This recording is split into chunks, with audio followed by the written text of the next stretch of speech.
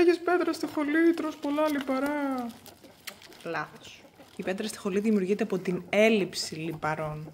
Φαντάσου έναν μη όπως το δικέφαλό σου. Αν δεν γυμνάζεσαι, θα ατροφήσει. Αν ξαφνικά μια μέρα αποφασίσεις να σηκώσεις 150 κιλά, ο μυς μπορεί και να σχιστεί. Όταν δεν τρως λιπαρά, φαντάσου τη χολή σου σαν ανατροφή. Μένει στάσιμη και έτσι μπορεί να δημιουργηθούν χολόλιθοι. Όταν ξαφνικά αποφασίσεις να φας λιπαρά μετά από καιρό αποχής, έρχονται τα συμπτώματα. Με λίγα λόγια, η έλλειψη λιπαρών είναι υπεύθυνη για τη δημιουργία της πέτρας και όταν πλέον έχει δημιουργηθεί, τότε δεν μπορείς να πέψεις τα λιπαρά και εμφανίζεις άσχημα συμπτώματα. Για να δούμε μερικές λεπτομέρειες. Η χολολιθίαση επηρεάζει έως και το 15% των ενηλίκων παγκοσμίως και προκύπτει από ανισορροπία στη σύσταση των χολικών οξέων που προσδένονται στη χολυστερόλη. Τα χολικά οξέα μπορεί να είναι συζευγμένα ή ελεύθερα, μη συζευγμένα. Το ύπαρ συνθέτει μη συζευγμένα χολικά οξέα.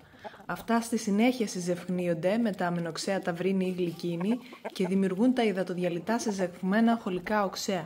Η σύζευξη αυτή αυξάνει τη διαλυτότητά τους στο νερό και άρα ρέουν πιο εύκολα στην εντεροϊπατική κυκλοφορία. Έτσι δεν μένουν στάσιμα, επαναχρησιμοποιούνται και έχουν μεγαλύτερη ικανότητα γαλακτοματοποίησης των λιπαρών οξέων και απορρόφησης της χολυστερόλης.